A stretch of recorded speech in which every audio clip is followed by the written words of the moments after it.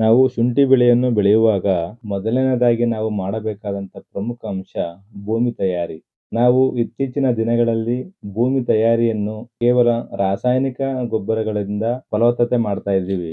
ನಮ್ಮ ಭೂಮಿಗೆ ಬೇಕಾದಂತಹ ಎಲ್ಲಾ ತರಹದ ಪೋಷಕಾಂಶಗಳನ್ನು ನೀಡುವಂತಹ ಹಸಿರೆಲೆ ಗೊಬ್ಬರವನ್ನು ನಾವೆಲ್ಲರೂ ಕೂಡ ರೈತ ಸಂಕುಲ ಮರಿತಾ ಇದ್ದೀವಿ ಅನ್ನೋದು ನಮಗೆ ತುಂಬಾ ಬೇಸರದ ಸಂಗತಿ.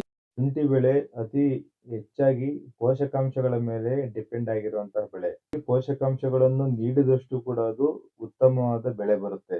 ಶುಂಠಿ ಬೆಳೆ ಮಾಡುವ 2 ತಿಂಗಳ ಮುಂಚೆನೆ ನಾವು ಭೂಮಿಗೆ ಹಸಿರೆಲೆ ಗೊಬ್ಬರವನ್ನು ಹಾಕಿ ಮಲ್ಚಿಂಗ್ ಮಾಡಿದ ನಂತರ 1 ತಿಂಗಳು ಅದನ್ನು ಭೂಮಿಯಲ್ಲಿ ಮಾಗಲಿಕ್ಕೆ ಬಿಡಬೇಕು. ಮಾಗಲಿಕ್ಕೆ ಅಂದ್ರೆ ಕರಗಲಿಕ್ಕೆ ಹಾಗೂ ಪೋಷಕಾಂಶಗಳು ಭೂಮಿಗೆ ಸೇರ್ಕೊಳ್ಳುವ ರೀತಿ ಅದನ್ನು ಬಿಡಬೇಕು. 1 ವಾರ 4 ದಿನದ ಆಸುಪಾಸಿನಲ್ಲಿ ನೀಡಿ ನಾವು ಶುಂಠಿ ಬೆಳೆ ಬೆಳೆದ್ರೆ ಅಷ್ಟೊಂದಾಗಿ ಅದು ರಿಸಲ್ಟ್ ಬರಲ್ಲ ನಮಗೆ. ತಿಂಗಳ ಮುಂಚೆನೆ ಅಥವಾ 1 ತಿಂಗಳಿಗಿಂತನೂ 1.5 ತಿಂಗಳು ಮುಂಚೆನೆ ಭೂಮಿಗೆ ಸೇರಿಸಿ ಚೆನ್ನಾಗಿ ಹದ ಮಾಡಿದ್ರೆ ಭೂಮಿ ತುಂಬಾ ಫಲವತ್ತತೆ ಆಗಿರುತ್ತೆ ಹಾಗೂ ನಾವು ಉತ್ತಮವಾದ ಬೆಳೆಯನ್ನು ಕೂಡ ಪಡೆಯಬಹುದು.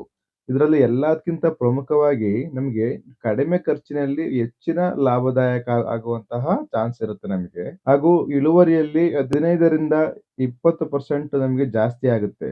ಭೂಮಿಗೆ ಉತ್ತಮವಾದ ರೋಗ ನಿರೋಧಕ ಶಕ್ತಿ ಕೂಡ ಹೆಚ್ಚಾಗುತ್ತದೆ. ಅದಕ್ಕಿಂತ ಪ್ರಮುಖವಾಗಿ ಹಸಿರೆಲೆ ಗೊಬ್ಬರದಿಂದ ಫಲವತ್ತತೆ ಮತ್ತು ಭೌತಿಕ ಗುಣಧರ್ಮಗಳನ್ನು ಕಾಪಾಡಿಕೊಳ್ಳುವಲ್ಲಿ ಮಹತ್ವವಾದ ಸ್ಥಾನವನ್ನು ಪಡೆದಿದೆ. ಹಸಿರೆಲೆ ಗೊಬ್ಬರ ಕೇವಲ ಗೊಬ್ಬರವಾಗಿ ಅಲ್ಲದೆ ನಮ್ಮ ಬೆಳೆಗೆ ಬೇಕಾದ ಪ್ರಧಾನ ಪೋಷಕಾಂಶಗಳಾದ ಸಾರಜನಕ, ರಂಜಕ, ಪೊಟ್ಯಾಷ್ಗಳನ್ನು ನೀಡುತ್ತದೆ. ಇವುಗಳನ್ನು ಹೊರತುಪಡಿಸಿ ಪ್ರಮುಖವಾಗಿ ಬೇಕಾಗಿರುವಂತಹ ಕೆಲವು ಲಘು ಪೋಷಕಾಂಶಗಳನ್ನು ಹಸಿರೆಲೆ ಗೊಬ್ಬರ ಉತ್ತಮವಾಗಿ ನೀಡುತ್ತದೆ. ಹಾಗಾಗಿ ನಾವು ಶುಂಠಿ ಬೆಳೆಯುವುದಕ್ಕಿಂತ ಮುಂಚೆ ಉತ್ತಮವಾದ ಹಸಿರೆಲೆ ಗೊಬ್ಬರವನ್ನು ನಾವು ಭೂಮಿಗೆ ಸೇರಿಸಿದ್ರೆ ಅತ್ಯುತ್ತಮವಾಗಿ ಕಡಿಮೆ ಖರ್ಚಿನಲ್ಲಿ ನಾವು ಶುಂಠಿಯನ್ನು ನಿರ್ವಹಣೆ ಮಾಡಬಹುದು.